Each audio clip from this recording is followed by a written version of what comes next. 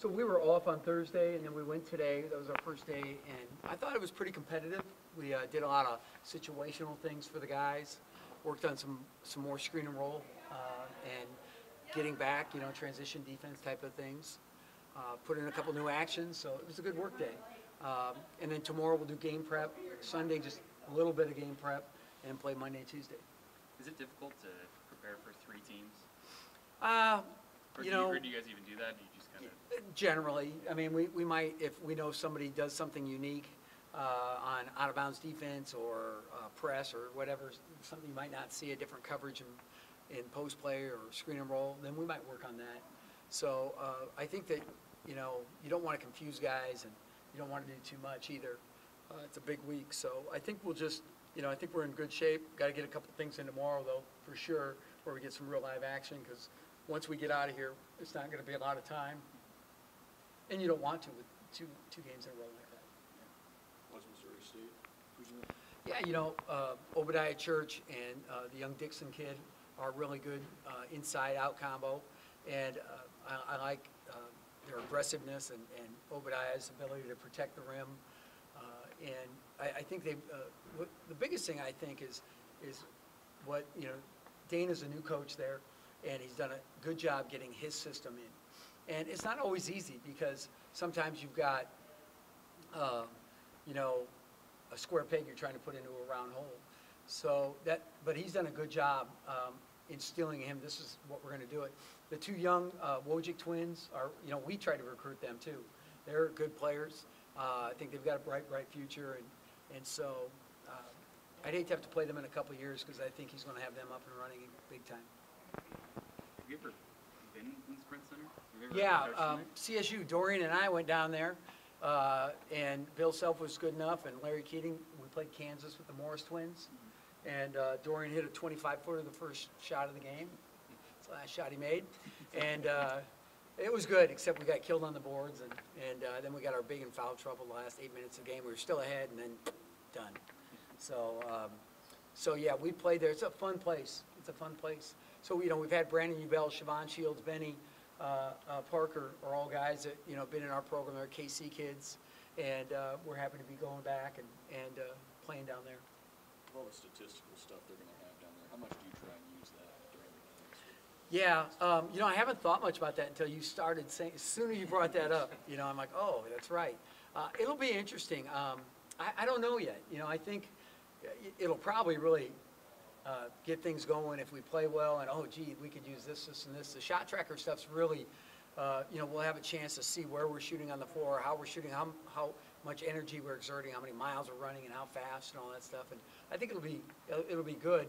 In game, to have that information in game will be kind of fascinating too. And you've used it in practice now for a little while. Yeah, we use it, I would say occasionally. The Adidas ball doesn't have the shot tracker component yet, so we do it when we play with the NCAA ball. But we've had all these home games, so we wanted to play with the Adidas ball. So not as much lately as it was earlier.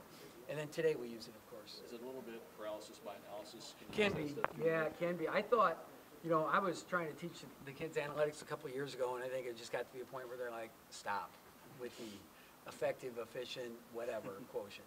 And, I think we try and keep it as simple as possible, but we also, there's relevance in there too, so I think that's important.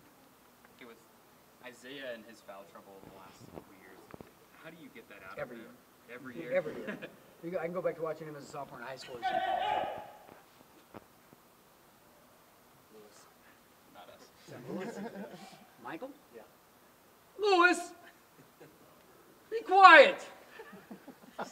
Now you see what I put up with these guys. So do you, I don't know, how do you get that out of him, or is it just habits, or how do you? Yeah, we did a foul study with him, showed him how he fouls, why he fouls. Yeah, probably shouldn't do that. I mean, you kind of get to a point where, do you, every time he does something, and then does it become this self-fulfilling prophecy of badness? Like, oh, here we go again, I'm going to foul. Or you let him play through some of it, or what? And I know I want him on the floor at the end of the game, so it just kind of depends by the night, I think. And how nice is it that Tanner seems to be coming along? Yeah, I think Tanner and Brady have done a good job. Brady's been very efficient, done a good job, and Tanner, you know, when he's in there and he does a good job just walling up. I thought Miles Powell made some tough shots, made a couple of easy ones. He got one in transition, and then he got one in screen and roll. Then he made a couple tough ones, and it felt like he was getting all these layups. When you went back and watched the tape, it wasn't just screen and roll defense. It was some in transition, and then some of the stuff he got against Tanner were tough shots, and that's what we want to give up, tough dribble twos. And we only, you know, they went 2 for 16 from the three-point line, so, you know, Tanner was a big part of helping that. You know, guys health-wise? Everybody good? We're all good.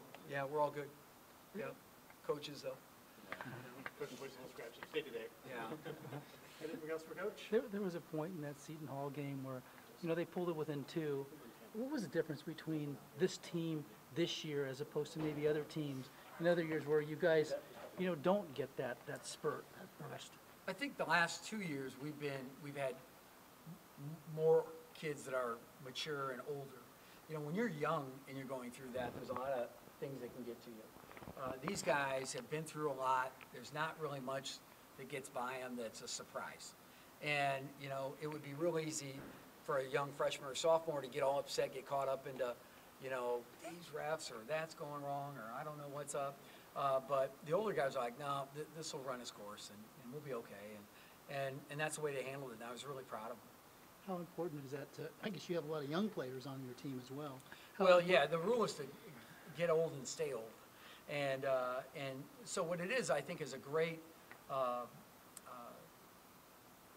it's a great example for the younger kids. They can look up to that. They know this is how I act. And that's how you know, those are culture things, right? Those are the things where your older kids, you know, kind of pay that forward to the younger kids. Like, this is how we do it. This is what's expected. This is how it goes. And so that's a good sign and a great experience for the younger kids, too. Thanks. Coach?